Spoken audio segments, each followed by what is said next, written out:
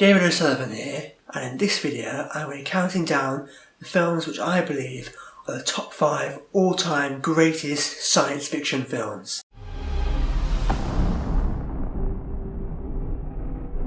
To mark the release of the upcoming Star Trek Beyond, I decided to look back and give my top 5 all-time greatest science fiction films. I thought it would be a good idea to, before Star Trek Beyond comes out at the end of the month, to make a video and be talking about the science fiction films which I consider to be the best. Now this list is going to be subjective to me, you may not agree with this list. There are a lot of great science fiction films that I also really like that didn't make the cut, because in the end I decided to cut it down to a top 5 instead of a top 10. So there are a lot of great science fiction films that aren't on this list, but like I said, I decided to cut it down to a top 5. And also I don't usually typically like doing top 5, top 10 lists. I've done a few other top 5 and top 10 videos on this channel, but I'm not a big fan of ranking films against one another usually, but it kind of makes a better video in a sense, and I thought rather than just listing the films in just a random order, so I decided on doing a top 5, and I tried to rank them in a kind of order. It was really hard because I love all 5 of them and they're all quite different from one another as well, but in the end I settled on this. So without further ado, let's kick this off with my top 5 all-time greatest science fiction films.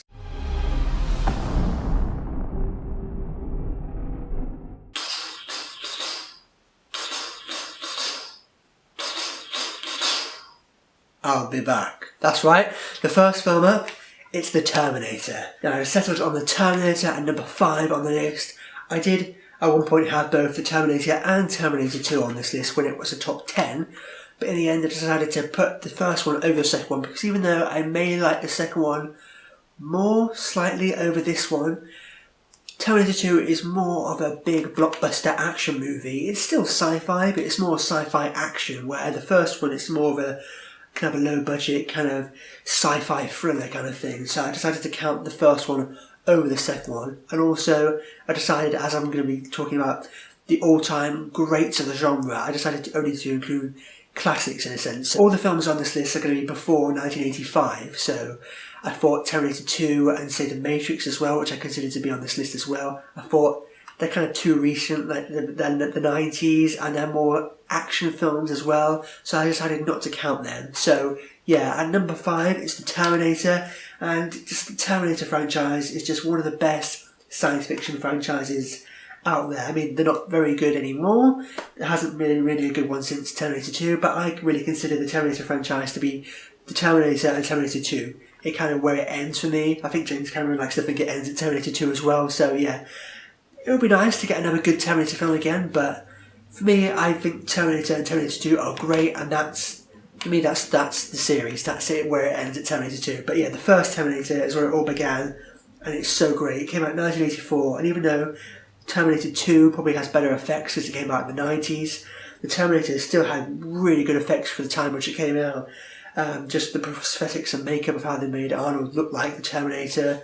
And it's so great, because even though Terminator 2 is probably more fun, it's the more action-packed, it's a big blockbuster, cool, fun action-adventure movie, the first one, it's so cool, because it's like this low-budget, like I said, this lo-fi kind of science fiction thriller, and it's almost like a monster movie, where the Terminator is like this like unstoppable, invincible monster kind of thing, going after Sarah Connor, and there's like nothing she can do to stop it. You know, obviously the up the ante in a sense in the second one with the T-1000, but in this one it's like, oh my god, it's like Terminator is just this unstoppable force, and James Cameron did such a good job with this first Terminator film. Arnold Schwarzenegger as the Terminator, just perfect casting, because I don't think he was that much of a kind of well-known actor at this point. He was like a bodybuilder, and that's what he was famous for, but he was just perfect for this, because it didn't require that much acting in a sense. He didn't really get a whole lot to say other than like, I'll be back, but for what the role required from him, like this silent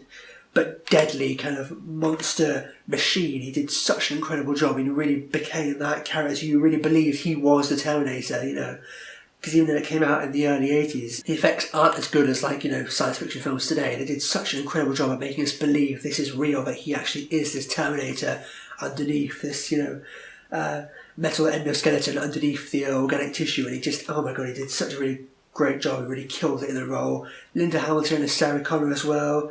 Michael Biehn as Kyle Reese. It's just such a cool concept as well about the soldier going back in time from this post-apocalyptic future. That looks really cool as well.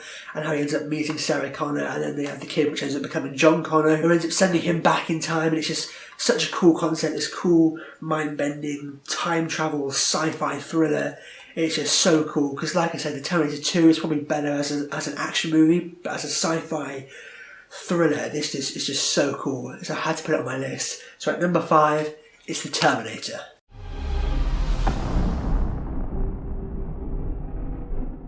Next film on the list, it's a Star Wars film, the only Star Wars film on this list, and it's The Empire Strikes Back. I mean, all the Star Wars films are great, well, the original trilogy anyway. Return of the Jedi is probably the weakest, although I still like it and I still think it's good. The original Star Wars is great, groundbreaking for its time, really kind of just started the whole blockbuster, big, sci-fi epic franchise thing off. But The Empire Strikes Back for me is the best because it just took Star Wars to a whole nother level. I mean, the first one was just really cool, fun, sci-fi, fantasy, space, western adventure kind of film. But The Empire Strikes Back, like I said, just took it to a whole nother level. It made it darker and deeper and more complex, and that's why I think The Empire Strikes Back is the best, and why I've decided to include it on this list. I mean, I had to include a Star Wars film on this list. I can't do the all-time greatest science fiction films and not include a Star Wars film.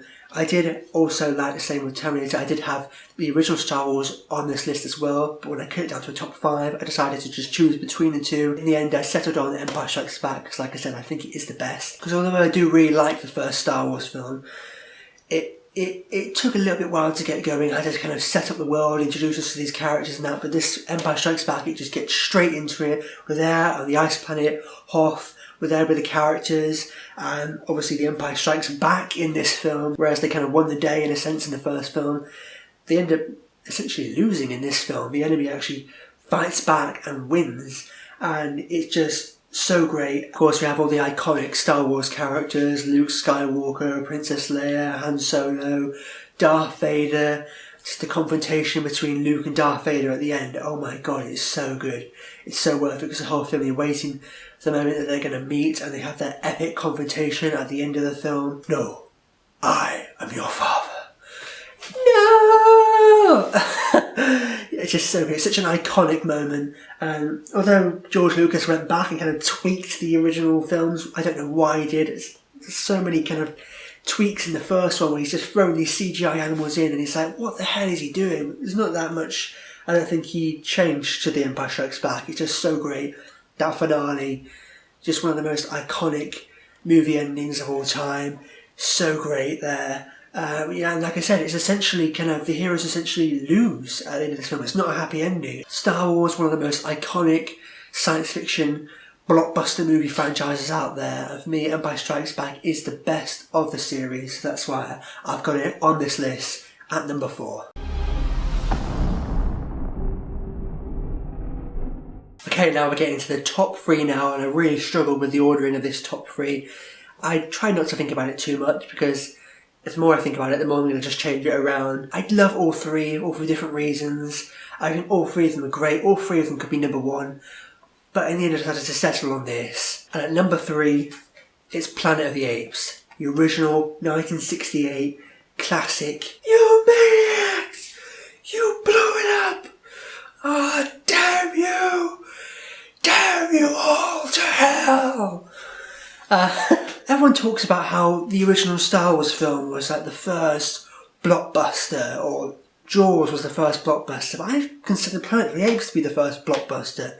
I mean, it's not a big action-heavy movie, but it does have action in it, and I think people overlook how good the original Planet of the Apes is, and everyone's always talking about Star Wars and all these films, but people forget about Planet of the Apes, which came first in the late 60s, 1968, and it was so great. It still holds up now, like 50 years later or whatever it is. I'm not too fussed about any of the sequels really, but the original is just so great, and it still holds up to this day, I think, because a lot of things that came out back in like the 60s in terms of science fiction were a little, maybe more cheesy or a little bit more corny, but Planet of the Apes was probably one of the first serious, complex, intelligent, thought-provoking sci-fi action movies, and it's just so good. I remember when I first saw this, I was just like, wow, I realised what someone could do with a science fiction film. and it's just so incredible, and it still holds up to this day. Like I said, the makeup, the effects of how the apes look, it still holds up today. I mean, I love the motion capture in the new Planet of the Apes movies. Motion capture is just absolutely fantastic. But as far as the practical effects go in this, it just still holds up. It just looks so great. Of course, another one that just has one of the most iconic movie endings of all time, with the Statue of Liberty, when you realise he's not on some other alien world, he's actually been on Earth all along. He's on Earth in this post-apocalyptic future. And for me, there's nothing like Planet of the Apes. It's just so cool and different from anything else. And that's what I love about these top 3 I've got on this list. They're all so different from anything else. And a lot of other films over the years have tried to copy them, but none have come close. They've all kind of failed, because these 3 and Planet of the Apes are just all so good. It's just such an iconic, classic science fiction film. And again, it's just such another cool concept where he's on this other world where apes are kind of taken over, and they're the dominant species that can talk and they rule the world, and man are kind of like this primitive, animalistic kind of species, and I love it. And I love how the fact that the new Planet of the Apes movies are kind of like prequels now, leading into how it all began, how it all started, and we know how it ends up. It ends up the apes taking over Planet of the Apes. Just such a great science fiction film, in my opinion, one of the best of the genre. So yeah, Planet of the Apes.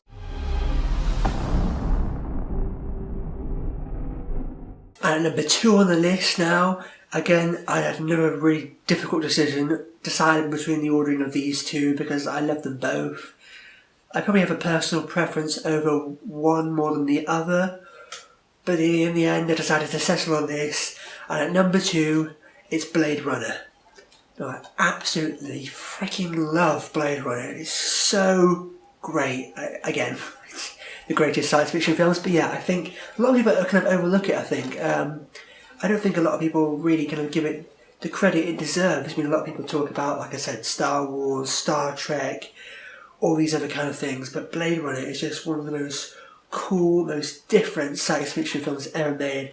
I think a lot of people aren't that crazy about it and think, oh, it's not that great, it's a little dull, it's a little boring, but I really feel like if you are a lover of cinema and a lover of intelligent, thought-provoking science fiction film, you'll absolutely love Blade Runner, because I do. I think it's great. The final cut is my favourite. I haven't actually seen the original version.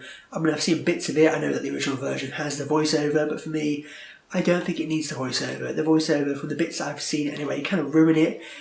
It adds to that kind of noir aspect of the film, that it has the narration there by Harrison Ford, but I just don't think it's necessary. For me, everything is told to you within the visuals and the music, and I much prefer it without the voiceover. I just don't think it needs the voiceover.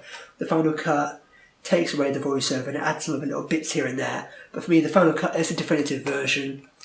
And like I said, it's just so great. Just from a visual perspective alone, this film is just like groundbreaking. It's so ahead of its time when it came out. A lot of critics really didn't get it and didn't think it was that great. I mean, many people call it a masterpiece now, one of the best iconic science fiction films of all time.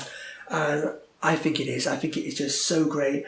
And it still holds up now. It was re-released in UK cinemas last year, and I went to go and see it in the cinema, and it still holds up now. It's still just as good, if not better, than, science fiction films that come out today. The effects in this, it came out like 1982, I think, and it's just so great. I don't know how they're able to pull it off. It just looks so good. It still holds up today. It's just absolutely incredible how Ridley Scott, one of my favourite directors, he's best when he's directing science fiction in my opinion, and he really knocked it out of the park with this. I'd say this is probably, for me, his best film. I think it's so great. Obviously, Ridley Scott's done other science fiction films like Alien, but for me, like how I didn't include Terminator and Matrix because they're more sci-fi action, the Alien films are more kind of sci-fi horror in a sense, so I decided just to include the straight-up sci-fis, and for me, Blade Runner is his best. And also, what I like about Blade Runner is that although it's science fiction, it's kind of like a blending and a hybridity of other genres as well. It's not your typical science fiction film. It's kind of a mesh between science fiction, crime, mystery, drama, thriller, neo-noir. It's got all these elements of other genres all mixed together into one film. And it's such a unique, thought-provoking, amazing cinematic experience. Rutger Hauer as Roy Batty is just so great. just as the villain, in a sense, Roy Batty. Oh my god! And the final monologue that he gives at the end of the film is just amazing. The whole Tears and Rain speech at the end of the film. It's a great science fiction film, but it's a great kind of mystery, neo-noir crime thriller as well. It's just such a cool film. I've never seen anything like this before. It's been able to combine genres and themes and kind of styles in this the way that Blade Runner has. It's just so cool. I cannot wait for the sequel. It's going to be coming out next year, I think, directed by Denis Villeneuve, who directed Sicario. I really do feel like if you haven't seen Blade Runner, you've got to check it out. It's just so good. One of the best, most iconic science fiction films of the past 30 years or so. For me, anyway, I think it is just so great. If you're a lover of science fiction cinema, and if you're a lover of film in general, you just gotta check Blade Runner out. I think it's so great. I love it so much. So yeah, Blade Runner. And here we go. We've reached the #1 spot on my list.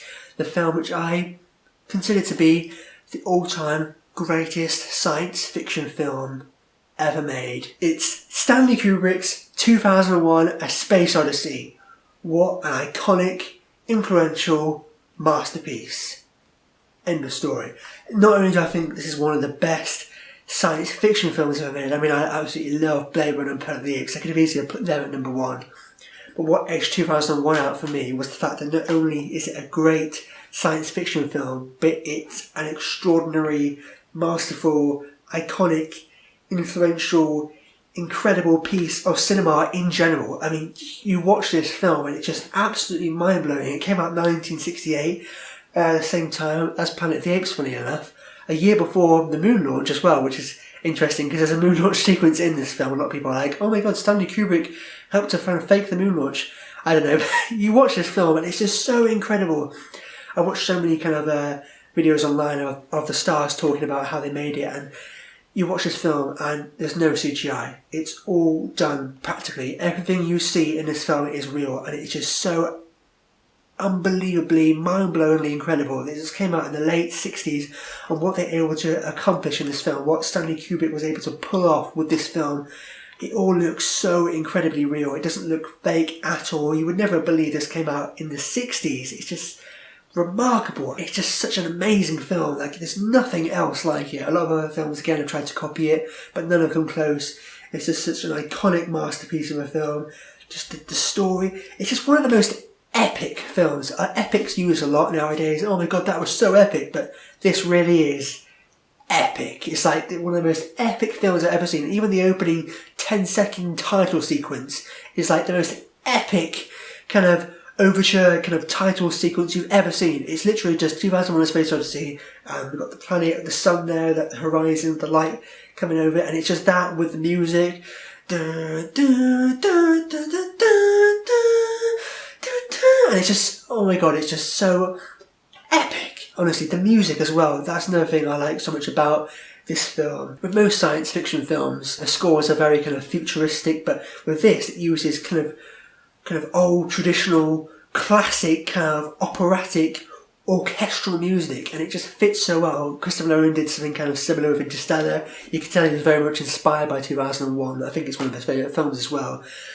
But yeah, just the music, how, because they weren't initially going to use that music. They had an original score created, but then they decided to keep with the soundtrack of the kind of classical, operatic, orchestral music, and it fits so well because we've got this epic, operatic, science fiction space movie combined with this kind of traditional, kind of orchestral, operatic music, and it just fits so well.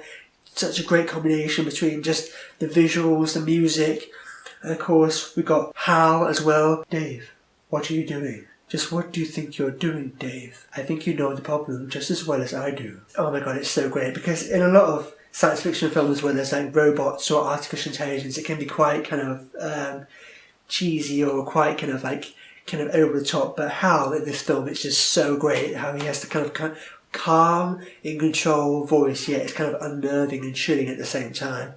And it's one of those films that it's quite kind of complex, to say the least. There's a lot of people which really don't get the film, and I don't get it fully or completely understand it either. I'm not going to pretend that I do.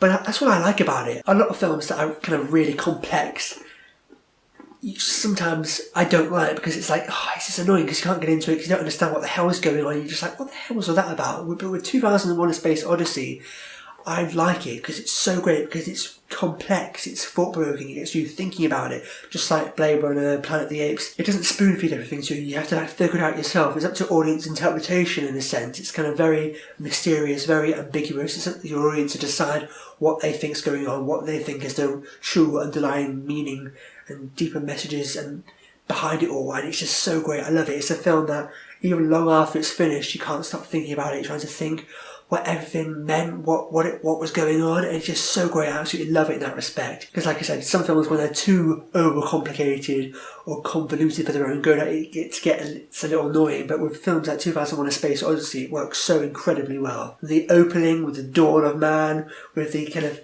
ape men at the beginning of the film, to just the end with the space baby. It's just one of the most iconic, influential, incredible sci-fi films I've ever seen. There really is nothing else like it. You can watch this film and it's just like, wow. It's absolutely incredible. And like I said, not just a great science fiction film, but also it's just an incredible cinematic masterpiece. If you're a fan of Stanley Kubrick, if you're a fan of science fiction cinema, if you're a fan of film in general, I definitely recommend checking out 2001: A Space Odyssey. So yeah, at number 1 on my list of the all-time greatest science fiction films, it's 2001: A Space Odyssey. So there we go, that wraps up my list of the top 5 all-time greatest science fiction films.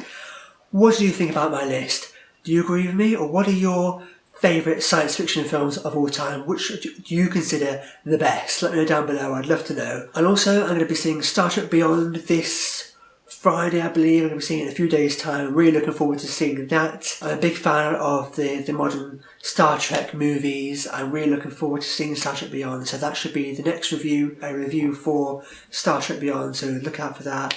But yeah, if you like this video, make sure to click subscribe to see more. But for now, I've been David O'Sullivan. I'll see you next time.